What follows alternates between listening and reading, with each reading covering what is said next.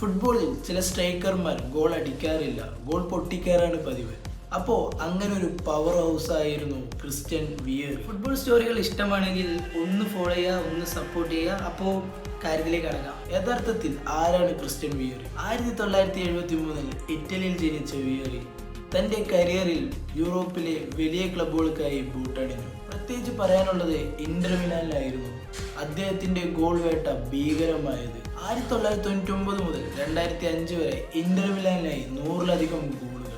അദ്ദേഹത്തിന്റെ പ്ലേയിങ് സ്റ്റൈലിനെ കുറിച്ച് പറയുകയാണെന്നുണ്ടെങ്കിൽ ശാരീരിക ശക്തി, എയർ ഡുവൽ, ക്ലിനിക്കൽ ഫിനിഷിംഗ്, ശരിക്കും പറഞ്ഞാൽ ഡിഫൻഡർമാർക്ക് ഒരു തലവേദന തന്നെയായിരുന്നു അദ്ദേഹം. 1998 വേൾഡ് കപ്പിലും 2002 വേൾഡ് കപ്പിലും ഇറ്റലിക്കായി ക്രിസ്റ്റ്യൻ വിയറി ഒരു ഗോൾ മഴ തന്നെയാണ് പെയ്യിച്ചത്. വേൾഡ് കപ്പിൽ 9 ഗോളുകൾ, അത്രയും അധികം സ്ഥിരതയുള്ള പ്രകടനം.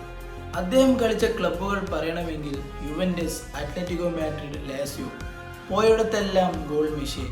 2003 ഇറ്റലിയിലെ മികച്ച പ്ലെയർക്കുള്ള Serie football of the year അദ്ദേഹം സ്വന്തമാക്കി. ഇന്നത്തെ ഫുട്ബോളിൽ ഫിസിക് നമ്പർ 9 കുറിച്ച് പറയുമ്പോൾ പലരുടെ മൈൻഡിൽ വരുന്നത് എർലിംഗ് ഹാലൻഡ് പോലുള്ള താരങ്ങളായിരിക്കും.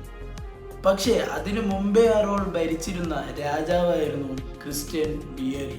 ഗോൾ അടിക്കുന്നത് ഒരു കലയാണെങ്കിൽ ക്രിസ്റ്റ്യൻ വിയറി അതിൻ്റെ പവർഫുൾ ആർട്ടിസ്റ്റ് ആയിരുന്നു.